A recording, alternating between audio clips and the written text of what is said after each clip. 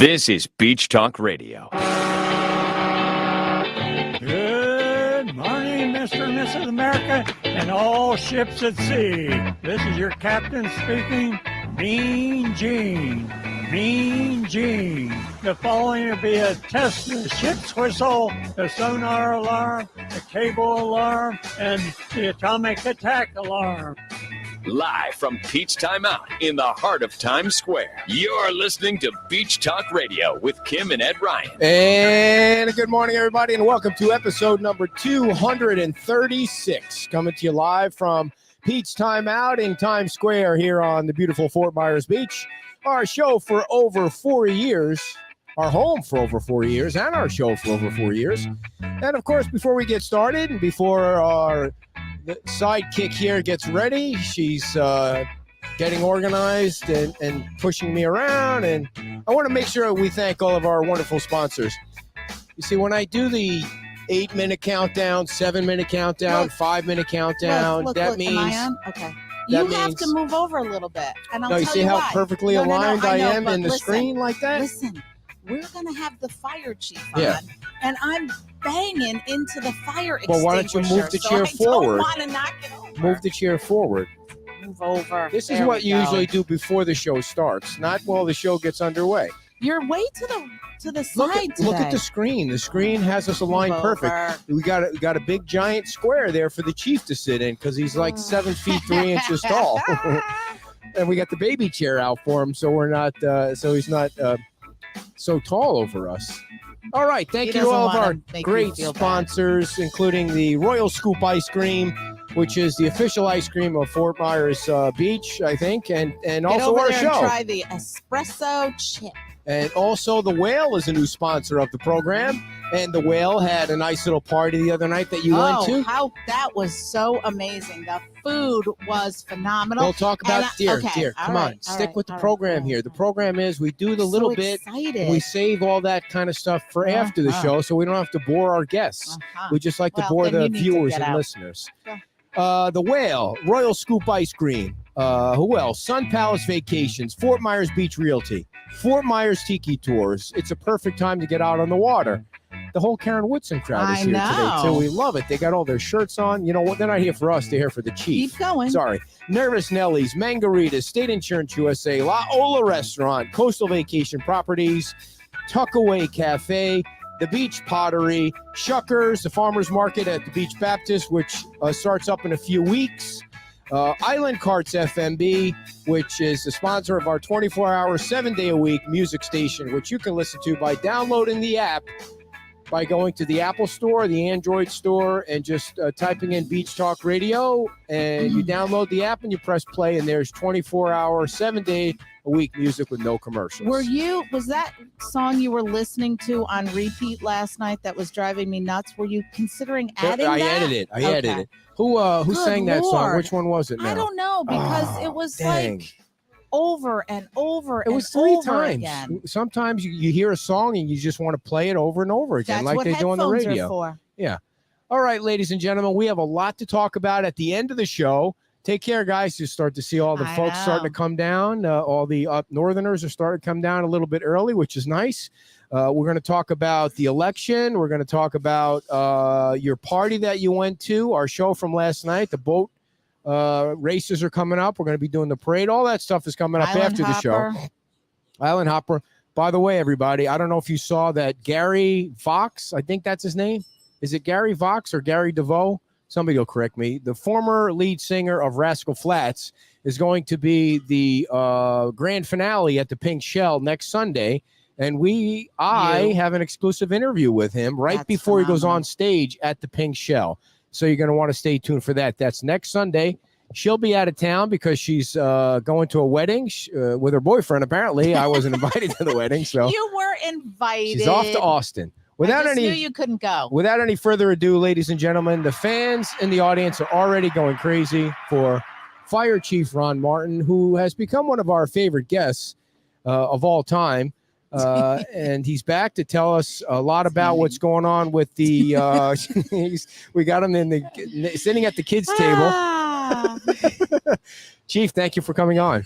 Oh, Ed, it's always Dude, you it's look way uncomfortable in that tiny No, chair. he's fine. I'm fine. I'm It's- fine. It looks like one of those those little plastic chairs where you sit the kids at. I when kind they're of feel 3 that years- way, but at least my height is equalized know. with you guys. Yes, I yeah. mean, thank you for having me on. I really appreciate it. It's always such a pleasure and an honor to be here with you guys on Saturday Oh, morning. stop. Well, you are too kind. It's true. It is true, but stop. Well, So- it's a pleasure to be here with you, Kim. Thank you so much. So we have this speed round of questions that we started to ask people at the beginning of the show. Okay. So you're on the hot seat right now. You Okay. don't have any time to think about the questions. do. And you can't look at the You Okay. can't look at the cheat Okay, sheet. I'll Are you look ready? straight All forward. right, I'm gonna go first. Dog or cat person?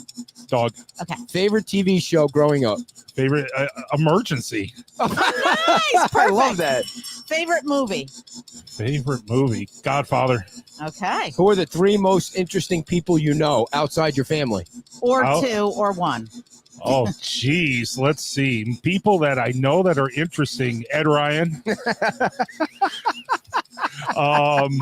Move right along. That's fine. I like that They answer. said obtuse. They said interesting. Interesting. I the second person I would have to say that I recently met that really is a truly remarkable person is Commissioner Ray Sendelli with Lee County Board of All right. Commissioners. I mean, truly remarkable man and a good person. Okay, stick to the answers. Don't go into a whole essay about it. And then God, Kim Ryan. yeah. Okay, we'll go with Kim. All right, I'm gonna skip ahead because I like this one. All Your right. most embarrassing moment in life. Oh, geez, there's been so many of those. That's what everybody says. I don't know. I guess. Pick the most embarrassing one then. I don't think I could talk about that one on the air. Nobody's I watching. mean, yeah, Nobody's nobody's watching. I guess probably happened to me year after I was married when I was working in the city of South Bend, Indiana, and we were working a cardiac arrest in a crowded elevator in a public building, and I had gotten a new pair of uniform pants. Oh and no! I, Here we go again. I had a dramatic uniform failure in front of the entire crowded lobby, and that was rather embarrassing. Okay, do you know how strange this is? That It's when we just- ask that question, it always has to do with pants coming down. Well, mine split. didn't come. They ripped. Yeah. They- But it they has to ripped. do I with see. pants I see. Yes. coming off or Crazy. ripping. Yeah. All right, last question. If you had, although we should have saved that one for last, maybe That's we should funny. just move on. All right. If you had you're an moving on. RV and you were driving across the country, who would you want in the passenger seat? Besides your Can't wife be your wife or your Mm. kids. or Ray Sandelli. Alive or past? Because I mean, No, doesn't have to be alive. Okay, so if I was driving across the country in an RV, I think I would reach back into history and I'd want to probably grab Theodore Roosevelt Nice. and have him accompany me because I'd Nice. love to just hear the stories on that long road trip. You know who nobody's ever asked me this, but you know who mine would be? Okay, who? Ray Murphy. Ray Oh, Yes. stop.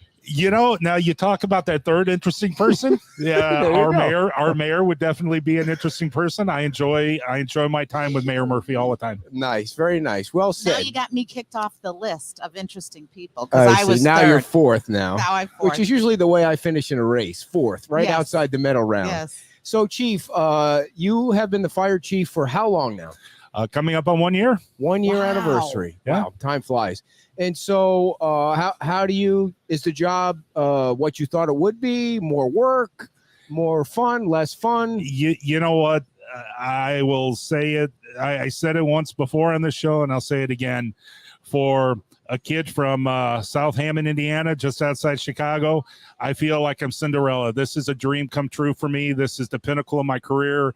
I mean, who would not want to be the fire chief on this beautiful barrier island? I am blessed every day, and every day is like Christmas morning because I never know what surprise awaits me when I come in the office. I got Right. a wonderful staff and wonderful people around me. Can you just, for folks that might be new, or refresh everyone's memory of where are the firehouses and what's the area that you cover? Okay, so we cover approximately 7 square miles, which is the town of Fort Myers Beach, and about 3.5 miles of unincorporated Lee County. So the district boundaries go from Pine Ridge and San Carlos, roughly geographically, and extends all the way to just before the start of Lovers Key right there at the Lovers Key Beach Resort, and then that picks up the Bonita territory. We have 3 fire stations facilities, one on San Carlos Boulevard at 17891 San Carlos Boulevard, our fire station 31, which is at 3043 Estero Boulevard, and then station 33, which is at Linnell, 121 Linnell Road, down by the CVS on the south side. And then we have our district administration facility at 100 Voorhees Street. So we have 4 facilities, 3 working fire stations. Now, the first thing I noticed when you got here this morning was you look like you lost some weight. Yeah, I have about 15 pounds. Now, for everybody out there that's trying to shed a few pounds, what did you do? What did I do? Just stop eating like a fat guy and making smarter choices and doing a little bit more cardio. Okay, well, what'd you have for breakfast today? I had 3 eggs over easy. Yeah. Get my protein and some healthy fats in me, and I had a little bit of grits and an English muffin. Okay. So that's better than biscuits and gravy and bacon and sausage and potatoes. Now, That's right. you said you hate cardio. Like, So what do you do for cardio? Yeah. Are you walking, running? I'm walking, and believe it or not, I was one of those kids in high school that I tried a little bit of everything. So at one time, yes, believe it or not, I tried track and field, for people who weren't runners, they had this walk run type thing where you walk so many paces and then you run and then you gradually build it up to you're running all the time. So I started doing that twice a week, but I'm getting old, so I got to only do it twice a week so I don't kill my joints. okay. Now, what did you do in the field when you were on track and field? Hey. Were you a shot putter? I didn't get that far because there was a lot of running and I hated running, so I quit. Now, did you play football? I think I played a little bit of football, Yeah. and then I broke my wrist, and I was like, I'm not going to do that. And I tried swimming because my cousin was really heavily involved into swimming. It was a very accomplished swimming.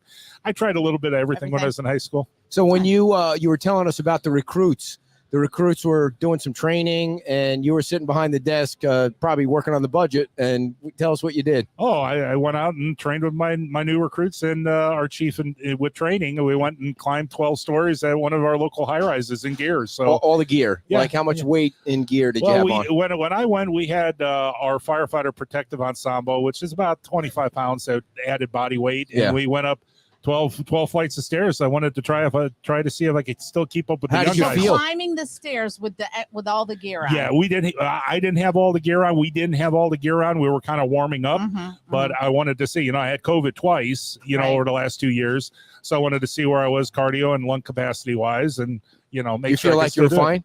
Yeah, I still feel a little bit of reduction in my lung capacity, but I feel like I'm okay.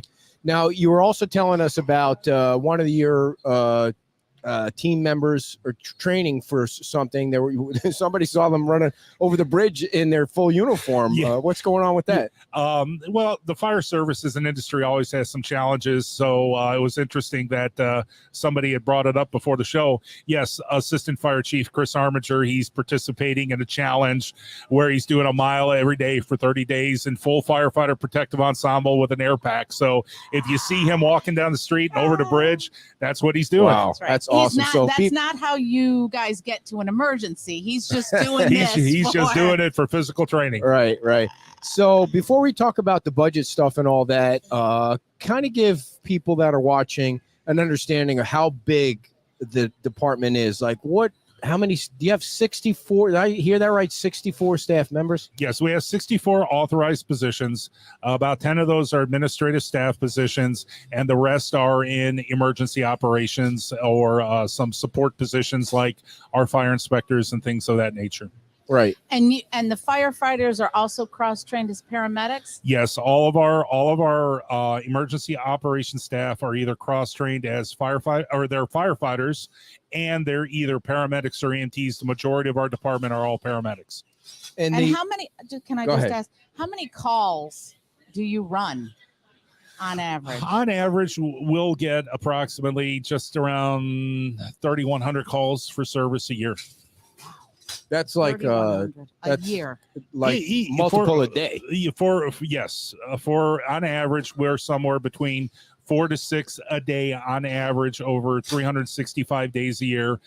When our seasonal residents go home and our tourist season's not here, that call volume drops a little bit, but statistically on average, we're somewhere between 4 to 6 calls a day. Is there ever a day when there's no calls?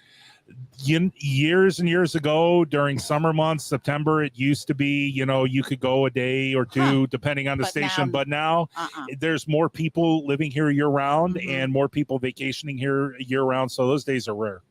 So of the 64 we were talking before the show, you have 2 unions. Yes. Explain how that the whole thing is set up. So we have our labor partners are divided into 2 different bargaining units. So we have our supervisory bargaining unit, which is our battalion chief positions. Those battalion chiefs play a critical role in emergency operations because they are our shift supervisors. They are our primary incident commanders that are supported by my other chief staffs in administration. And then we have our rank and file bargaining unit, which is all of my other firefighters below the rank of captain, and they're represented by Local 1826 District 3.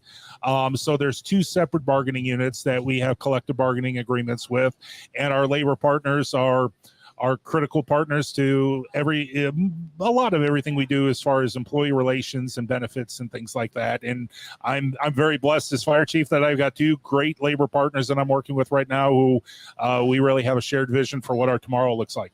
Now, when there's a call, let's say there's a fire. There was a fire down here at that what's that little hotel? The guy with the accent that used to come on the show. What's the name of that? Yeah, the Sunday. That was a fire. I mean, whatever it was. Everybody starts to converge on. Does everybody know who's in charge? Absolutely. First, it's the district having authority. So that is the Fort Myers Beach Fire Control District.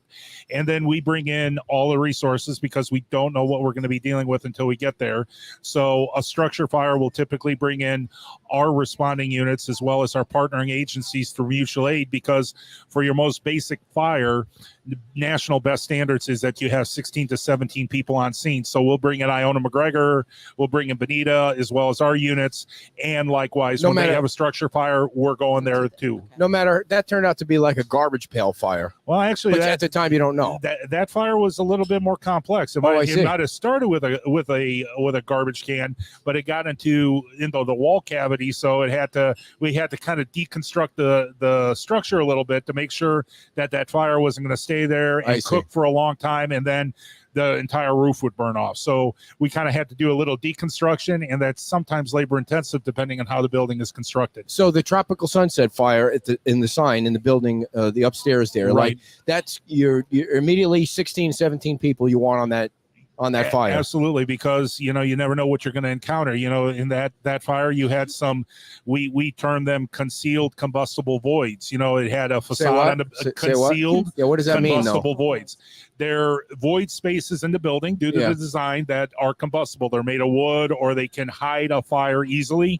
And you have to take your time, and you may have to cut apart the building in some sections.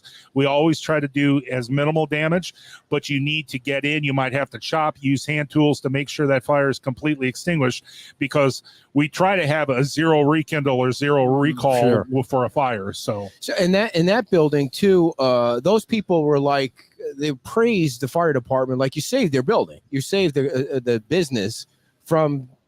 I mean, they had generations of a business there that you guys saved. And is it because you got there so fast, or you figured it out so quickly, or what? What's the reason?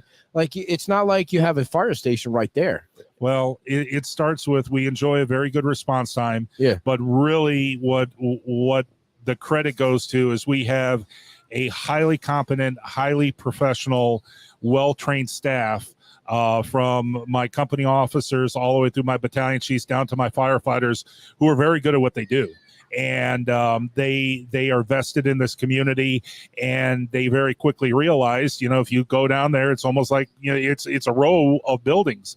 They recognized very early on that this has a large potential economic impact to the beach. You know, one bad fire in one of those buildings tightly together, we can lose 3 or 4 stores and jump. So we have, it all starts with the quality of training, the equipment that our taxpayers provide us with, and the quality of the people. The quality of the people is what really makes differences. When there's a medical call, like a 911 for a medical incident, does the fire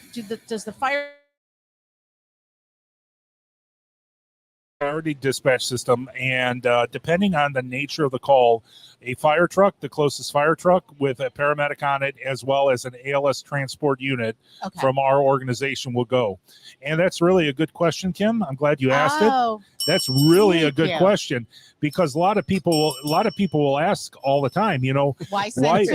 Ringing the send bell in the two? back for Why you, do you too. need 5 people, for somebody having a Right. heart attack? And there's really a good response to it. So when our ambulances and when our crews arrive, a mini emergency department's coming with us. So we have to have the hands and capability to take care of a critically sick person.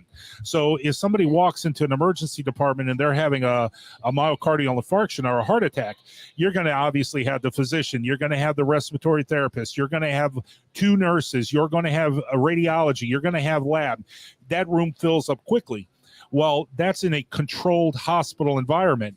We are bringing a lot of those same services and medications and treatment modalities to your bedside in an absolutely uncontrolled environment. So we need those same hands to take care of a critically sick Dude, how'd you person. learn all that shit? Like, He went to you're school? smart, man. Do you have like a PhD in fire chief? I mean, what is all that Wow. stuff? I've been a paramedic for almost 30 years, and I worked in a Wow. lot of hospitals and emergency departments Yeah. over the course of my You career. know, So do all of the fire trucks and ambulances have the Oh yes, absolutely. We have what am some I of the best blanking on the name? cardiac monitors and defibrillators. Yeah, Yes. the AEDs. Our What's what AED? apparatus don't have AEDs. They Okay. have full. Those are more for people. Those are more for like no. community Like or- my vehicle, I carry an AED because I don't need a $30,000 cardiac monitor and defibrillator. You have an AED. In I your have an car. AED in my staff I have, vehicle. I have jumper Oh. cables. They'll probably work the same. Just strap them onto somebody's Is nipples and that something put it on the somebody battery can and- get, like, I would not recommend it. It is not FDA approved. no, Do no, not. If I that. keel over with some of his questions, please do not let him hook up just battery cables to me, please. Kim, I'm trusting you. those things will pull your nipples right off too. Can the general public, if trained, have access to an AED? Absolutely, and we encourage it. And actually, we started an initiative earlier this year where we're extending our buying power through partnership agreements with vendors. People could go to our website and see a list of vendors where they can purchase an AED, and they're getting the benefit of what the district pays for those devices. So That is fantastic. Yes, So Stop. people can go on your website. they can find our vendors that agreed to Uh-huh. partner and extend the pricing they extend to us to our community members who want to have an automated external defibrillator. So, Chief, the reason I'm going to get one, but if something happens to you after Dude. that comment, I might Well- be a slow walk over. So the thing about, I know this is going to be off the subject a little. Sometimes I do that, but when you clearly know somebody's in charge when you're at a fire, like there's, I don't know if there's a stripe on the guy's helmet or he's the guy standing back making sure everything's run. When you run into a situation like Uvalde, like you got thousands of law enforcement and nobody's in charge. How does that kind of confusion? When you look at that from 30,000 feet and you see it looks like nobody's in charge, what do you think broke down there? Well, I don't want to ever Monday night quarterback, but sometimes it's training, and sometimes Ed, our first responders are just human beings who like anybody else, and be honest with you, sometimes you don't know how you're going to react. You can have the best plans put on paper, and you don't know how the system is going to work and perform until it's a live scenario. You look at the anniversary we just passed with September 11th. Yeah. You could have the best laid plans, which FDNY has some of the best laid plans, and they have planners for their planners. And nobody could have projected what happened on September 11th, 2001, and what the results would be. So when you look at things like this, we have beating, breathing human beings who are asked to do extraordinary things, and you could have the best laid plans, and you don't know how those best laid plans are going to come to life until the bullets and the fire is in front of you. I think that the point about being practiced and the amount of time you guys put into training so that it becomes automatic. There's no thinking. It's an automatic response. We're getting lots of questions from the audience. They want us to move on. Yeah. Have the chief explain the superior fire prevention in new construction like Margaritaville versus the old structures? Oh, that's a really great question. Oh, a That's- bell for Nice job. Christy. That's, The audience that's a never really gets a great bell. question. Over time, building codes change. Our understandings of how buildings perform under fire, how they perform during hurricanes, how they perform, over time changes. So as you see redevelopment in every community, you have an inherently as built environment that becomes safer over time. So if you take a look at a project like Margaritaville, that represents some of our most current understanding of building safety technology versus a building that might have existed, 50 years. Do you ever go into a building and you guys are trying to put out a fire? Do you ever think about, we're going to ruin all this stuff with all this water? Absolutely. Oh, you do? Absolutely. 'Cause it really- preservation of life and incident stabilization and property conservation. Those are the hallmarks of the fire service. Damn, you're smart. I mean, was that part of your PhD-ish class? I mean, so that obviously that's Right. third. You want to save lives first, but I mean, water damage to a fire that maybe didn't need so much water. You're always looking into stuff like that. We consistently train to use as minimal water as possible. Like I'm thinking the Tropical Sunset building, you're right on top of it. It Right. could really, the water, you're trying to put out a fire, but that water has got to go somewhere. It's after you got to go spray it down. somewhere. It could ruin inventory, stock, Yeah. everything else. So Yeah.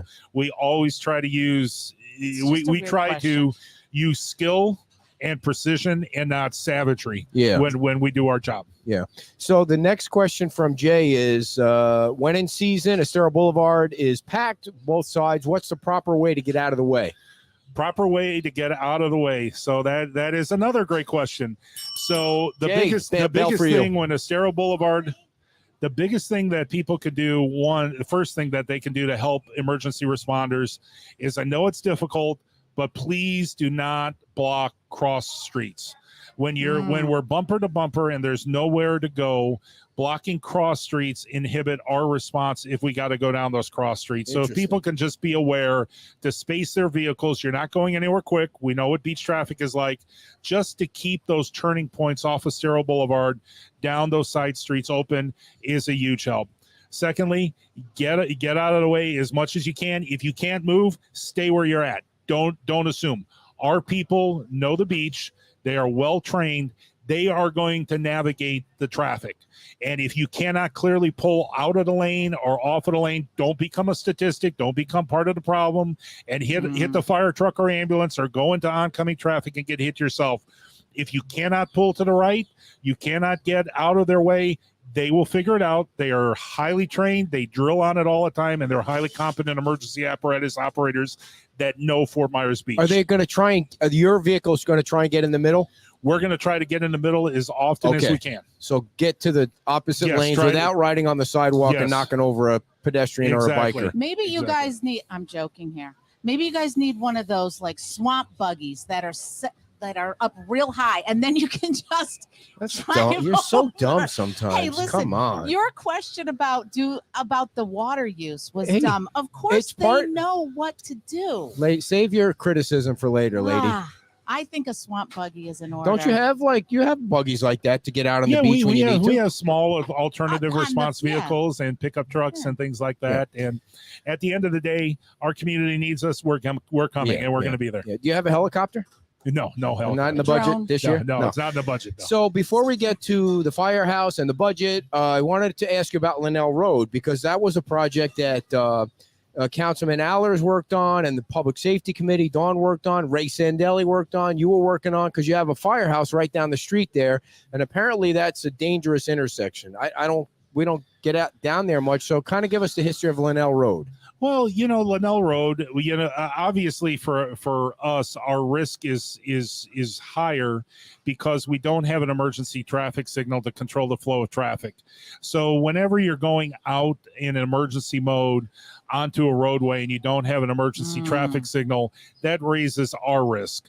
And then over time, that's been a problem area for a long time. And several years ago, the Public Safety Committee, under the direction of then Mayor Larry Kiker, worked together with local businesses down there, and they came up with a lot of public-private partnership solutions, which improved it. But there's still more to be done, especially when it comes to pedestrian safety. And as fire chief, I'm always looking to enhance the safety of our responding firefighters in the community.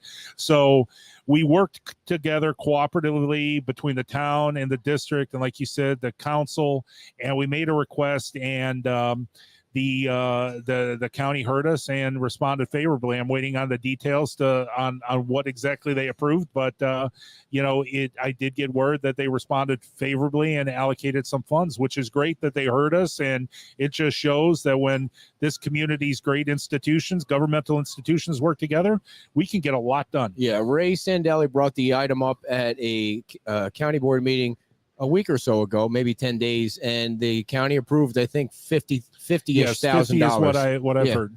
And so there's going to be a flashing light there that will have pedestrian buttons so that it's more safer for the people. It's right by Santini Plaza, too, right? You guys are back behind there, so there's a lot of foot traffic. Right. Gotcha.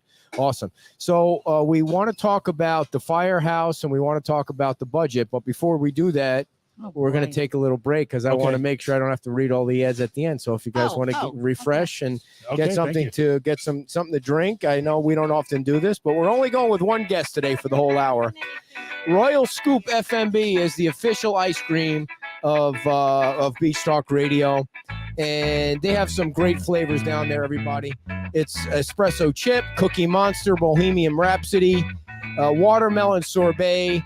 One of 52 flavors available for you to sample. Oh, only one? Or you can 52 flavor the samples, or you can sample all 52 of the flavors. Ask for a lot of samples if you want to taste them all, so you know which one you like. It's Royal Scoop, the official ice cream of Beach Talk Radio. They're located at 2307 Estero Boulevard on Fort Myers Beach. They're open from 12 to 9 daily, and it's hot days like these that you really want to have some ice cream. So stop on in. They have indoor and outdoor seating. They're locally and family owned. Thank you, Jeff.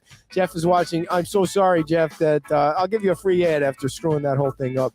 Make sure you tell them that you heard about it on Beach Talk Radio. They're located right next door to the Tuckaway Cafe. So, you could have a special craft beer and you go have some ice cream. You mix it up like that and you have yourself a great little afternoon in the sun.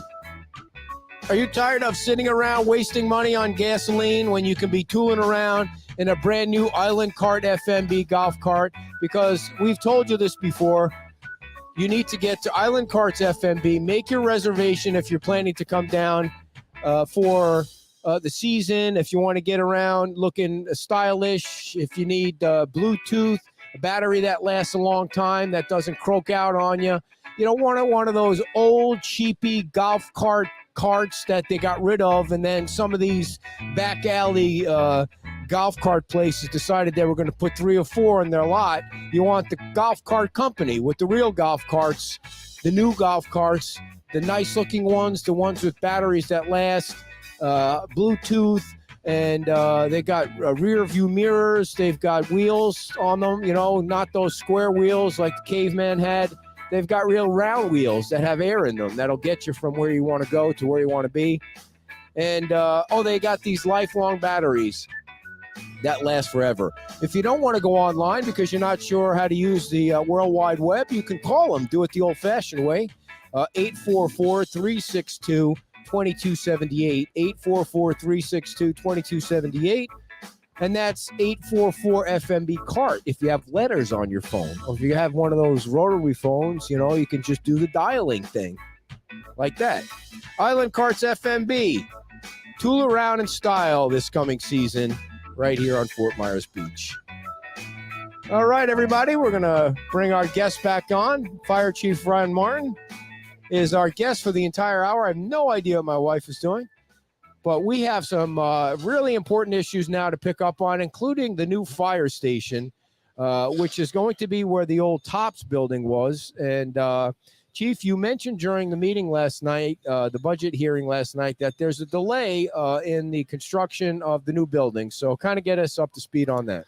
Okay, Ed. So great question. Thank you again. I got a bell. Oh, let me let your lovely wife in here. You can keep talking, though. You're good. So really great question. So you said it again. What I'll tell you is, yes, construction's going to be slightly delayed for a period of time. However, what's still occurring in the background is we're still designing the facility. We are still working on a master site plan development. So there's a lot of behind the scenes work going on. But we're not going to break ground as of yet or along the original timeline because, quite frankly, we need to save more money. We have seen historic construction price increases, historic labor increases, which is driving the price. To give you an idea, when we purchased a property in 2019, we were looking at a facility that was going to be somewhere in the neighborhood of $10 to $12 million to construct. Today, our best estimates without getting a guaranteed maximum price is somewhere between $18.5 and $20 million. So we need to bring more capital into this project, have a larger down payment, so to speak, so we can achieve a manageable debt service payment or mortgage payment for this property for the next 20 years for the community. So my budget that I've presented to the board, and if it's adopted, will give us some savings, will give us a defined path forward. And my plan and my goal is to come into that project with at least 50% saved for the guaranteed maximum price, because the last thing I want to do is start turning shovels over there and realize we can't afford the building. Yeah. So I would rather take our time and get it done right. Yeah, the last thing you want is to build a building and not have any fixtures or furniture. Exactly. Exactly. So how you want to go into it with 50% in savings. Yes. What a great concept. No, so how did you? That's an astronomical change from 12 to 18.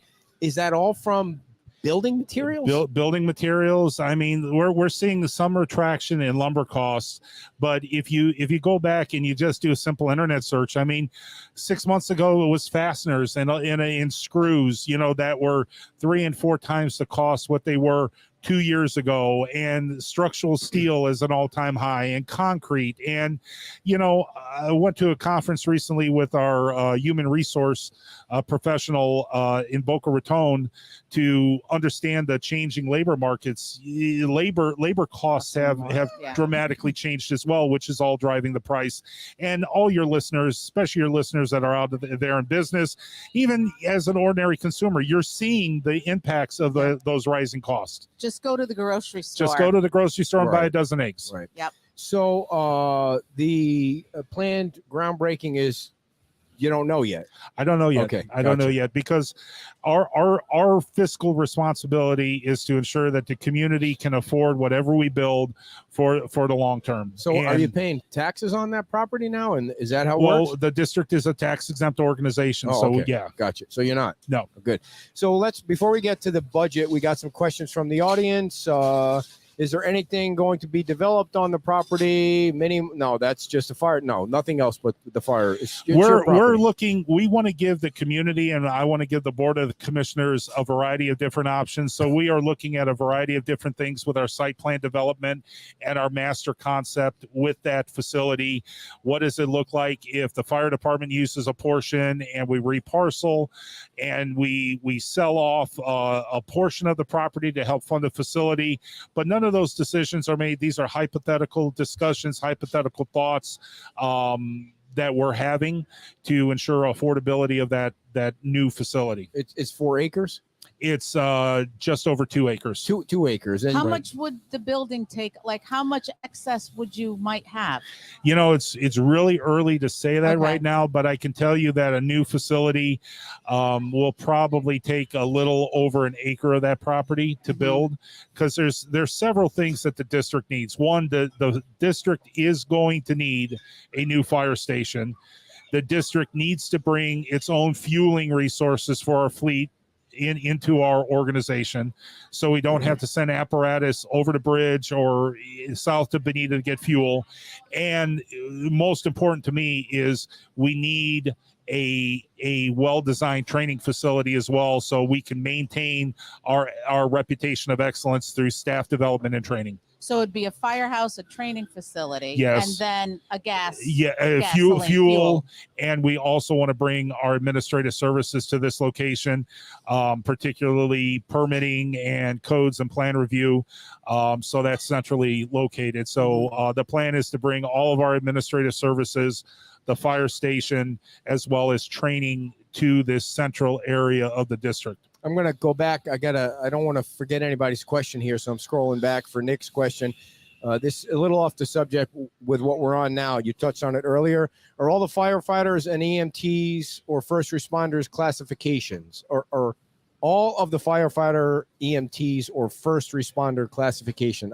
Maybe he needs to retype that. Do you know what that means? Which comment? Right here. Are all the firefighters, EMTs, or first responder classification? Are all the firefighters, EMTs, or first responders certified? All of our firefighters are either emergency medical technicians or paramedics. Yeah. So, and the majority of our department is paramedics. Okay. What's the difference? Well, the biggest difference is skill set and knowledge. So an EMT can administer some basic pharmacological agents, drugs, certain systems. An EMT can do things like an IM injection or help somebody with an IM injection, and administer certain basic medical functions to sustain life in the event of a medical emergency or a traumatic situation. A paramedic is bringing a much higher level of care. They do advanced airway procedures, do a lot of cardiac care, stroke care, and they do a lot more intensive medical interventions and a lot more drugs they can administer during life-threatening events. Did you ever have to give somebody mouth-to-mouth that you didn't really want to? I've done that once in my 30-year career. Just once? Wow. Man or woman? A woman. Yeah. It was a person I pulled out of a fire probably in my early 20s. Right. You saved her. So no, she actually passed away. Oh, geez. Sorry, and that brought was that up. before they had the. No, we were just in a restricted area of a walled backyard, and there was going to be a delay, and the person was pregnant, and I'm like, I got to give her every chance I have. So I made that decision. Yeah. But no, that's not routine, and that's not encouraged. Oh, mouth to mouth, you don't do it anymore. Yeah, we always try to protect ourselves unless the recommendation is, unless you personally know somebody. Like for example, if you dropped over here, Ed, to give you the best chance,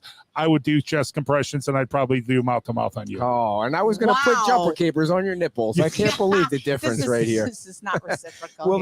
Will the fire department consolidate? So many fire departments, Maria says. You know, that's a common question that comes up a lot of times. There's a lot of nuances to answering the consolidation question of fire districts and special districts as a whole. One is, what does that process look like legislatively? Two, what is the tangible benefits to the taxpayer? So if you look at areas that have done consolidations throughout the country, you know, it's not like you consolidate and boom, you know, the old district just magically goes away and the other one exists. Well, there's a period of time where you have to satisfy all of the debts and obligations of the previous district while supporting the new district. So you have a much higher millage rate because you're paying two millage rates to satisfy. So the process isn't clear. Is it a possibility at some point in the future? I don't know. Not likely. You're going to keep everything where it is, right? I mean, come on. That's the answer. A special district, Ed, what it comes down to is a special district puts an essential service in the hands of our local government. Our local people have the driving voice in determining the level of service they want, and that's the benefit of having a special district like ours. Are you still hiring? Last time you were on, you were looking for people? So we just put on a new recruit class of 3. We just completed another round of interviews. Looks like potentially 4 candidates coming out of that, and then we'll need 2 or 3 for firefighter paramedics. Okay. And then we'll need 2 or 3 more positions, and then we'll be fully staffed once again.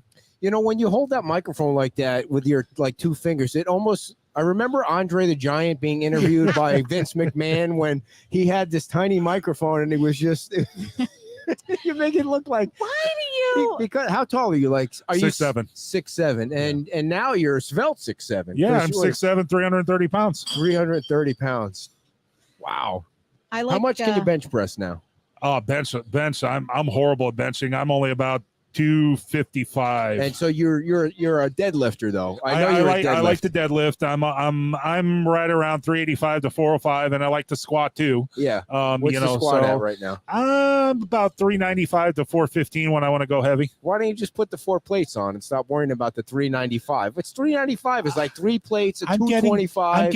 I'm getting old. I Ed. see. How old So are you? a couple of adults could jump on your back, and you could still That's right. squat Yeah. down and Yeah. jump up. You could carry Yeah. them up the Wow. stairs if you had to. So I'm 47, but And you're still squatting 400 pounds. my training regimen's changed a lot. Yeah. So I train heavy 3 days a week. Do you know deadlifting is like your back is going to be in your joints. You're just I going to be think so he effed knows up. what soon. he's That's doing. why I going from the floor anymore. I'm doing some modifications to Like I'm not going zero. all the way from the Like, floor. how about less deadlifts and more on the elliptical? That will make sure you're chief around here for a lot longer. The deadlift crap has to stop. Yeah, but I get bored. I I get hear ya. bored. I I hear can't do it. Oh, so let's get into the budget situation. You're the one district now for anybody that doesn't know, you probably all know, but the fire district is its own taxing entity. You get a tax bill. It says Fort Myers Beach. It says all the other ones, Lee County, the school district. It says Fort Myers Beach, the library. It's its own taxing district, and so is the Fort Myers Beach Fire District. And out of the other two on the beach, you're the only taxing district that kept the millage rate the same. The thing that I got a little confused about was you laid out the expenses, but the expenses were like there's a carryover budget and there's a reserve budget, and they're not small. That makes the budget like a lot bigger. So kind of explain why you need such a big reserve and So that's a common question we get a lot because there's a lot of misconceptions. So let's talk about reserves. Actually, can I talk about the dollar? Yes. Real quick? Sure, I've yeah. been wanting to Well, know you've what this given is us all about. $1. So Okay, so first of all, for Which we're disclosure, gonna these give are my back. personal Okay, funds. yep, yep, Okay, yep. these are my personal funds. wait, why do you need to disclose that? So Didn't come out of the fire district Yes. budget. Okay, so $3. as a taxing authority, and I know it's going to probably sound silly, but when I was in undergraduate studies, I had a professor. His name was Dr. Lando over at Florida Southwestern. And when I took a class with him on government finance, he spent a lot of time talking about the awesome responsibility of a taxing authority. And that's always stuck with me. So I use $1 when I'm talking about budgets to always remind me. And it goes like this, to be short and sweet. Every person that works and pays taxes makes a very personal decision how much 1 hour of your time is worth. How many of these are worth 1 hour of your time, your life that you will never get back? And as the government, as a taxing authority, we all as a community get together and we agree that taxes are good and that we need to pay taxes to have things that we enjoy to make safer communities. And as a government authority, you make this very personal decision. How many of these are worth 1 hour of your life that you'll never get back? And as a government authority, we have the ability to come in and say, okay, you made that decision. Now we're going to take this portion away from you. So it just stuck with me. Which has stuck with me that it's an awesome responsibility.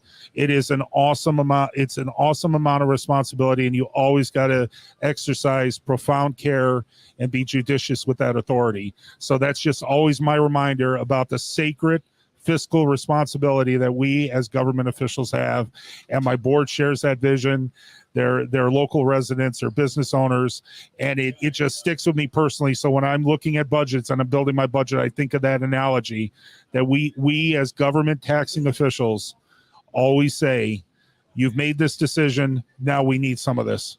And you don't have an option not to pay taxes, right? It's you don't. So it's my little silly thing to convey to you. Wait. It's not a silly thing. We're in high inflation. While gas prices are coming down and it looks a little bit better than it did a few months ago, it would be nice if everybody that had that awesome responsibility to tax people felt the same way. Well, I can assure I'm you not that making my joke most now. of most of the folks that I admire and most of the local people that I admire the most in government, they understand that awesome responsibility. And I'm great to have had some great mentors and people like my board that are just phenomenal, and they get that too. Oh, so yeah, you got a great board. There's Yes. no doubt about it. Yes. So you could have gone in there, speaking of that, and said, listen, we bought this piece of property. We need this new building.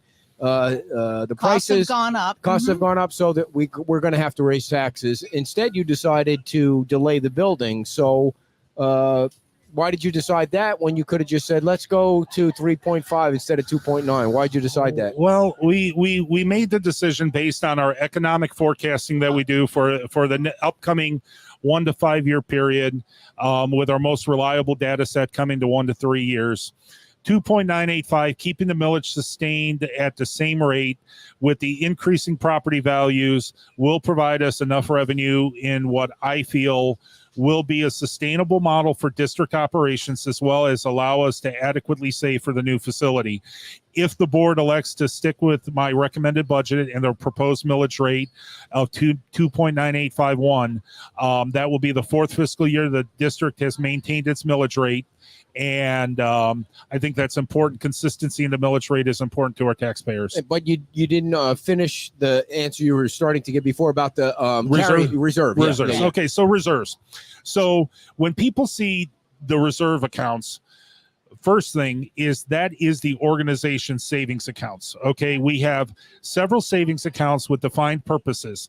The second concept is these are assigned. These are assigned by the Board of Fire Commissioners. That's a very important concept. That means that those funds are not under my control. They're not under my staff's control. They are under the control of our Board of Fire Commissioners. So we have a capital infrastructure and bridge reserve. We have currently an OPEB reserve. We have a millage sustainment reserve. We have a presumptive illness reserve that has specific purposes that have funds sitting in there that They can only be touched used with for the board that. approval. But do you ever dip into them, or Our capital infrastructure reserve, Sure. absolutely, because that's how we plan. That's how we can have a sustainable millage rate for a long period of time, Right. because we're planning large ticket apparatus purchases and facility replacements. We have that plan built out through 2038. So the taxpayers don't Imagine have that. the burden. We don't have the burden of constantly up and down, up and down, up and down, where you get a really low tax rate one year and next year it goes astronomically high. How is it that you're able to plan that far in advance, or maybe not you, but like who plans and how are they able to do that? Well, our internal budget process starts in January, where we start with our inventory and needs analysis, and we do an assessment of every piece of tool, equipment, facility, and vehicle in the organization. We have projected lifespans and useful lives based off of quality data that tells us how long a vehicle, how data. long an action lasts us. Right. And then we just assure that we're saving for the replacement year over year for that apparatus or that tool.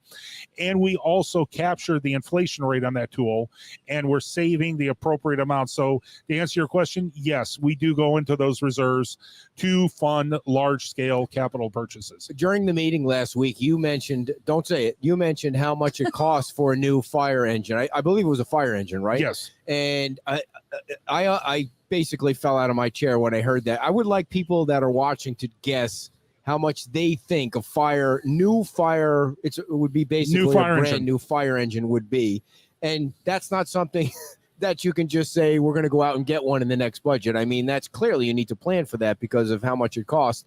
So While they're doing that, yeah. So you talked about that. Now, what is the budget for like unintended problems that come up, like things say one of the trucks, something falls on one of the trucks and it gets really damaged. There's money, there's reserves for that kind of incident. Under those circumstances. So let's take, several years ago, yours truly was involved in a significant fire truck accident where we were T-boned. Completely totaled the fire apparatus we were in. So Wait the a minute. district, What were you T-boned by? Yeah, exactly. a Mustang on San No Carlos Boulevard. way. Yeah, it hit us at a high rate of speed and ended up actually totaling the fire engine. And that was That was several years Wait, ago. wait. How does a Mustang not win? How does a Mustang win that fight? I don't think the Mustang won. The Mustang didn't win, but it caused significant structural damage to the frame, where it hit the fire engine, which the district's insurance carrier ended up totaling out the fire apparatus, Right. because to straighten the frame on a piece of emergency Right. apparatus, it would have never been useful. So besides our insurance reimbursement and our insurance coverage, we would then, under those scenarios, tap into our reserves to pull those funds with board approval to replace that apparatus. The bad thing is, with the supply chain right now, it could take us 28 months to Right. replace that fire apparatus. Holy Christmas, 28 months. Right. So for those that are guessing, the answer is $650,000 for Yes. a new fire truck, which is crazy. It's not like you can go down to the Ford dealer and pick one out either. It's like, where are you getting one of those? Well, it's interesting, Ed, because we're seeing price increases on everything, from uniforms to vehicles to ladders to hoses, and they're astronomical. Do you blame Biden, or do you not want to? Who's to blame here? I don't know, Ed. I don't You didn't know, have to Ed. answer that. I don't pay blame attention to anybody that. in particular, Ed. How can you? He blames you, dear.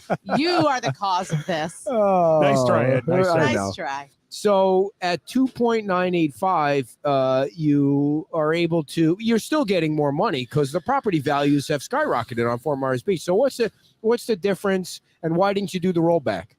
Well, what we're talking about right now, the board can certainly elect to go with the rollback rate, which will bring in the exact same revenue as fiscal year 21-22.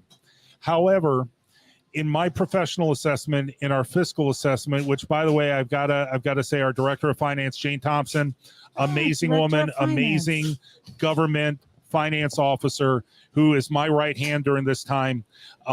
Absolutely amazing lady. Our projections, our economic forecasting is that the district does need the ability to adjust to this inflationary economy. Sure. Right. So the 2.9851 gives the district the ability to adjust to the inflationary economy and the supply chain issues that we're currently experiencing. The 2.6463 doesn't give us a lot of room to do that. Mhm. That will bring us the exact same revenue, and we know that our costs are going up. Our operation costs are going up.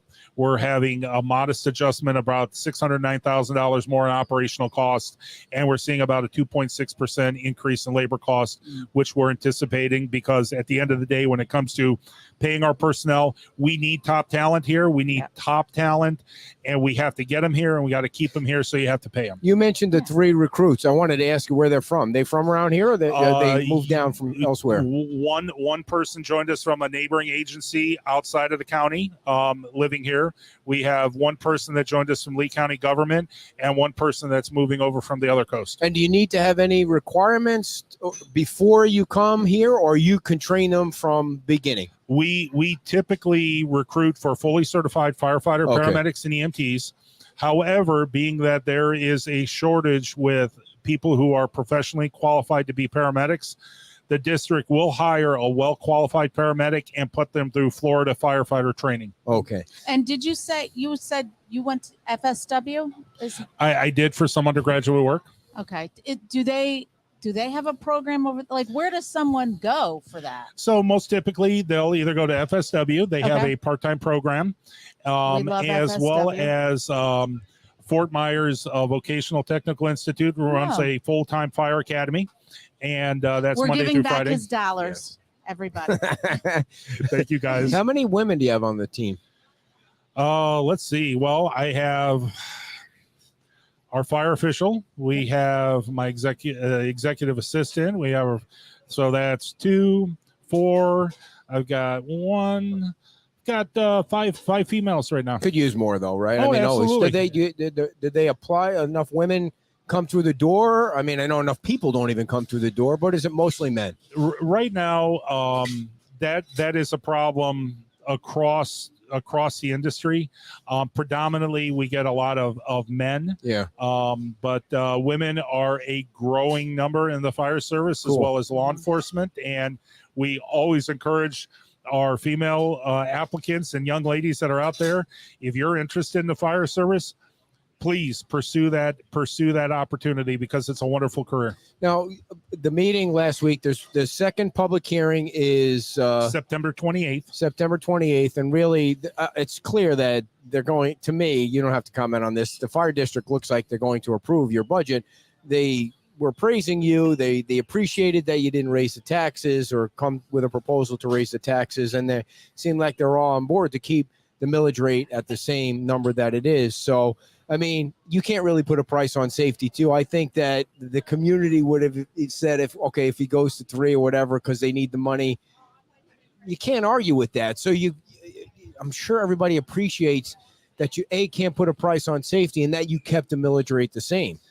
I certainly hope they do. And, one of the reasons I accepted your invitation to come and talk about the budget is I want our community to be proud of the work that goes on with the district. We pride ourselves in transparency. And at the conclusion of that meeting, as Commissioner Bennett said, if there's taxpayers, there's constituents out there that want to express their view, express their point, please come to the meeting. Please reach out to your board. Please reach out to me. I'd be glad to talk to you. I've had a couple citizens that wanted to know more about their district, and I met with them individually and walked them through. The thing about a special district is we are a limited form of government with a limited specified purpose for our existence. The legislators then turn around and they limit what funding mechanisms we have. So we are limited to ad valorem tax and user fees, and we could do a non-ad valorem assessment, which we've never done for certain items. But our primary funding source, almost 93%, is ad valorem fees. And, so out of that ad valorem fees, we not only have to send those trucks out the door and respond to 911 calls, but I have to provide the roof over the head of my people. Mm-hmm. And when that roof starts to leak, I have to pull out of that same pocket of money to repair that roof and everything else. We're a full service governmental entity with a limited stream of revenue. That's why when you look at Fort Myers Beach Fire Control District, our ad valorem rate or our millage rate will always be a little bit higher because we're limited. We don't get bed tax. We don't get tourism tax. We don't have all of the taxing mechanisms of larger municipal governments. And sometimes our customers, our community doesn't quite understand that. Do your knees hurt yet from the kiddie chair, or are you still good? No, I'm good. Okay. I have a serious question. Oh, stop with the serious questions. So, will the fire department be participating in the chili contest this year? Not that we've planned. Okay. We are busy planning our October 15th event at the Tops property, the Fire Prevention and Public Safety Day. So we're busy planning that right now, which should be an awesome day. It's the first time we're doing something like that on the beach. And what's that going to entail? We're going to have the fun activities for the kids. We're going to have some food. We're going to have the sheriffs. We got our partners with the town of Fort Myers Beach that's going to be out there. So it's going to be a really. Are you going to be getting the trucks out and hosing everybody off? We have some surprises. Now, I have a really serious question. Yes, sir. So what percentage of your budget is personnel?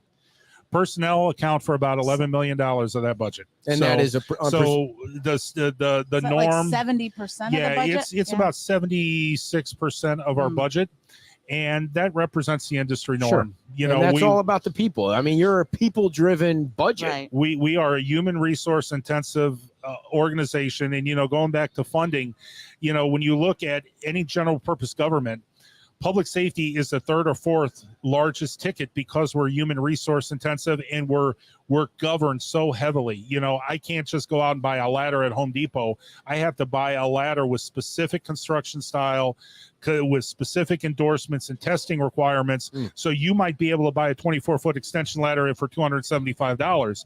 I go to buy a fire service 24-foot extension ladder, I'm going to pay 3 times what you're paying at Home Depot. No kidding. You're not getting a discount, or there's not a discount. Those are sometimes with discount, but the construction standards, testing standards are different. Right. What do you know? You've never been on a fire ladder before. It's common sense to know that what they need for what they do is not the same as a homeowner. Nothing the chief has shared with us today is common sense. It's not if you bought a truck, you're not going to be running around in a fire truck either. He's made common sense out of very complicated issues. Thank you very much. Yeah. And did we miss anything about the budget or what people should know about the district? Or people should know about your deadlifting? Anything that we left on the table? No, Ed. I think we've covered it. I just want to encourage our community to reach out to me if you have any specific questions.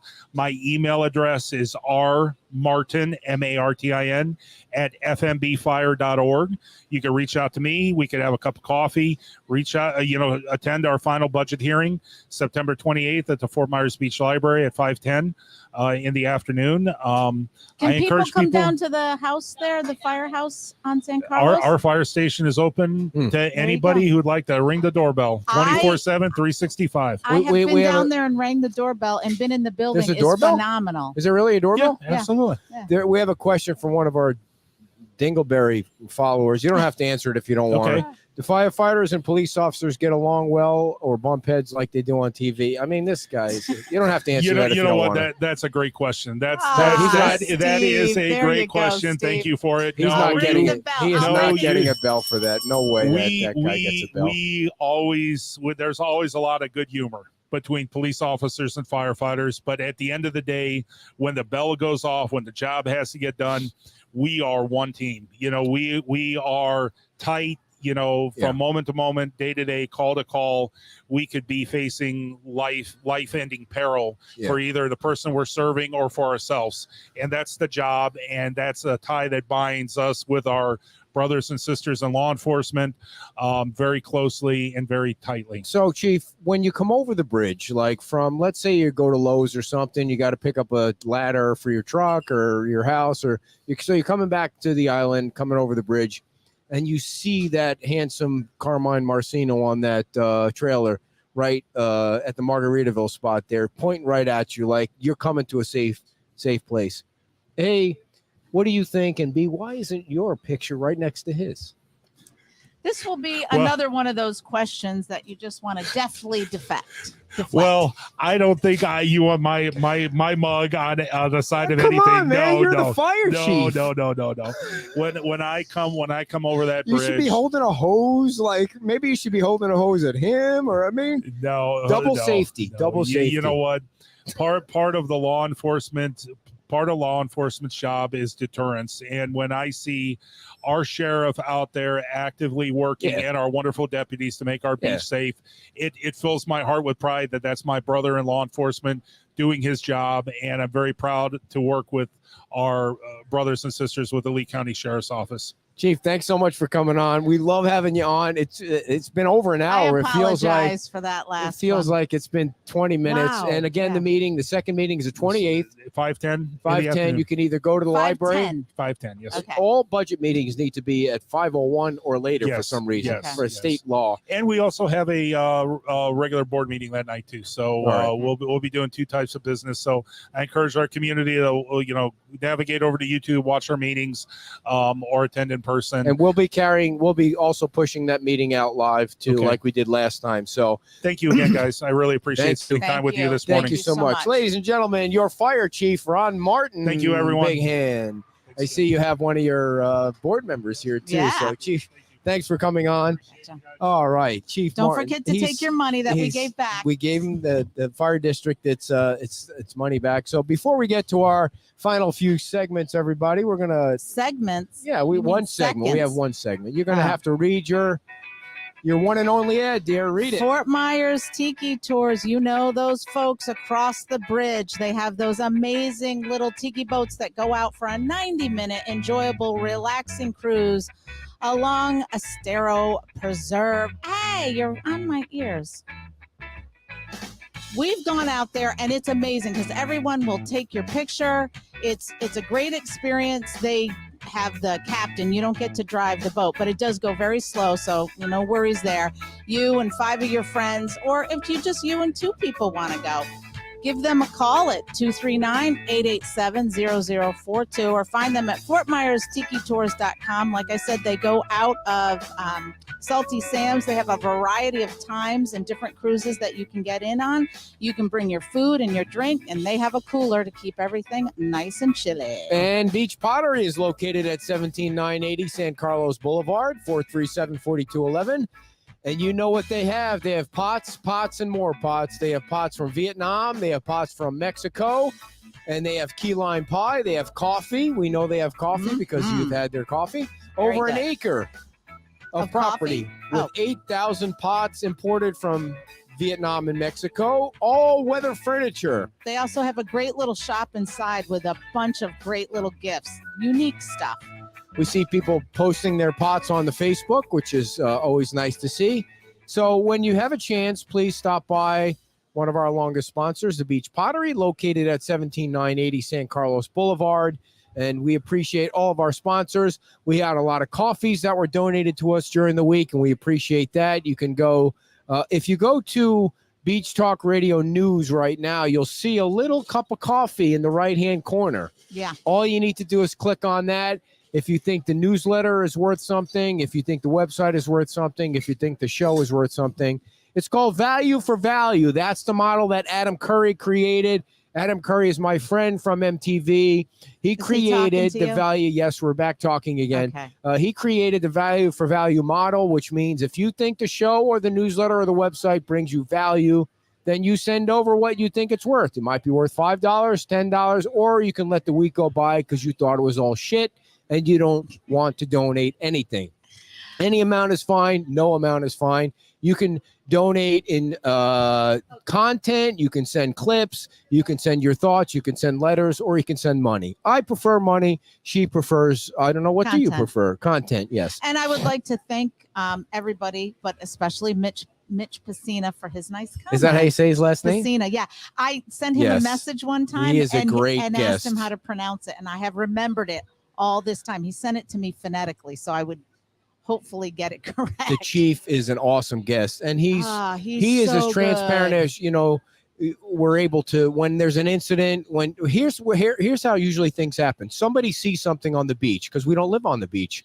Somebody sees the fire engines. They see somebody jump into the water, and they text me, or they call me, or they send me a private message on Facebook, and then I get right in touch with the chief, and he gives me the information, or he sends me to who has the information. Sometimes it's the Lee County Sheriff, and it's just a great working relationship in order to get the information out to you guys, because you want to know what's going on, and we appreciate that. Every time we invite him on, he comes on, and we just wanted to clear the whole hour for him today, because he's so much fun too. Yeah. He's a good guy. He's a class act. Yeah, I mean, and hopefully he'll stay really here for a is long time. And it sounds like he wants to stay here. Now, next week, folks, it's a busy week next week. Wednesday is the biggest debate of the season between Karen Woodson, John King, Patrick, and Ray Murphy. All four will be together for the first time, and that's going to be at the Beach Baptist on Wednesday night. The Chamber of Commerce is sponsoring the Commotion by the Ocean debate.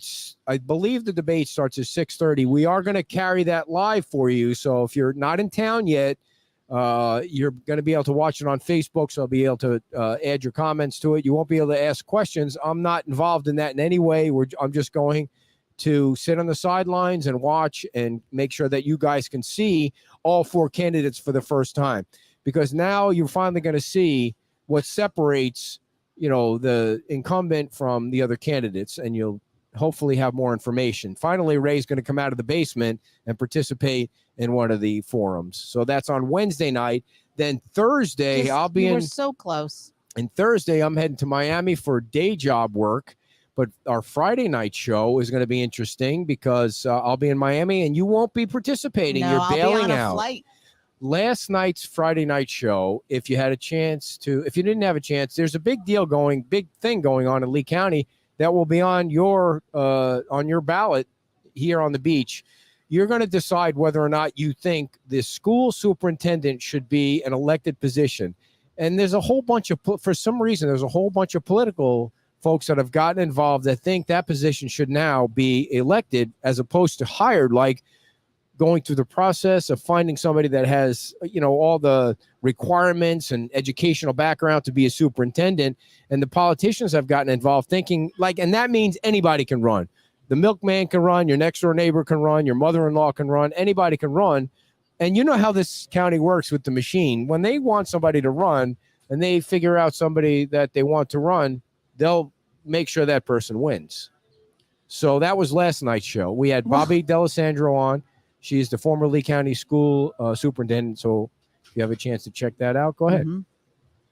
And the last thing I want to say, you're not participating at all. You're boring the crap out of the audience. What is wrong with you? Because I just don't want to rehash all of that again from last night. The boat races are coming up next month, and we are going to be broadcasting the parade live. Now, I screwed up last year.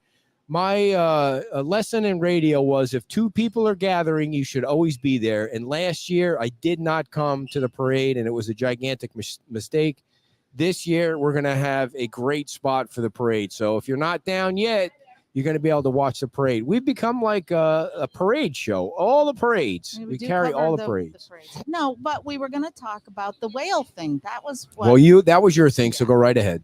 So let's see. Wednesday night. The days are all running together. I came down. They had their a soft opening, I guess, it invited, and it was an amazing event. I got to eat some. It wasn't a soft opening. They're open. Well, that was I know, confusion when I posted the pictures, and I said there was going to be a grand reopening on October 1st or 6th. Anyway, it's on our website. They're open now, though, everybody. Just so you know, they're open now. They're just having a big party to kind of celebrate the reopening. And last night was like a VIP thing. Not last or night, Wednesday but night. that night. Yeah. And so they had they were showcasing a lot of their food, which was amazing. I mean, I didn't eat everything, but I really went in hard on the shrimp and all the accoutrements that went with that. They had a representative from Tito's vodka there, and they were handing out stuff. Anybody from Patron? Yeah, that's right. And Reese, the chef there, came out. Oh my God. And I was congratulating him and it's so great, blah, blah, blah. And I asked him about the spoon, and he was so nice. If you didn't catch that episode, you got to go back and watch that. Yeah. He went out and had his for people that special don't know, I asked him what was the most expensive thing that he ever bought that had to do with chefing. I don't remember the question, but he bought a $48 spoon once, and I was flabbergasted by it. But so he brought that spoon out, and we were able to take pictures of it, and he explained why it was the price that it was. It has a little spot for your thumb so you don't lose it. But he is just Did you look at the spoon and say, humor. I understand. I totally understand. Now it makes sense. It. That thing is worth $60. I can't believe he shouldn't have even brought it out of the kitchen for that. $48. And I met his girlfriend. Very nice. Yeah. But yeah, that was a great time. But now, when you have a $48 spoon, do you put it in mac and cheese, or do you just kind of walk around with it? It's a plating spoon. Did he use it though, or is he afraid? No, he brought it out completely clean. It was all shined up. Does he have one of those glass cases that he puts it back in the back? Hermetically sealed. Don't touch my spoon. Who touched my spoon? This shit on my spoon. See, that's when you just go too far. What would happen if he actually went? People now think you're having some kind of event let's say he's out there mingling with the guests to make sure the food's all right, and then he goes in the back and somebody's eating chili with his $48 spoon. Do you think he'd flip a lid? You know what? Sometimes when you get too far, it's not entertaining either. Oh, come on. All right, everybody, we're done for the night. That's my cue. That means we're done, because she doesn't like it when I get crazy. See what I told you? Episode 236, people, 4+ years of Beach Talk Radio. Thanks to you all. Thank you so much. We appreciate everything that you do. And next weekend, if you're keeping track at home, will be 237. Next Saturday. We're going to talk to Chris Crowley. Chris Crowley wasn't on too happy that, there's John King. Look, John King's on his bicycle out there. Look at him go. He looks like he needs some water. He is definitely sucking down some heat right there on his bicycle. Chris Crowley wasn't too happy with Brendan Leslie's performance on our show, so he's coming back on. And somebody else is coming on next week, too. We have 2 guests next week at episode number 200. She's yelling at me now, 237. So thank you all for tuning in, putting up with her crap. And we'll be back next week. Same bad time, same bad channel. Sing it all with me, everybody. Bye-bye.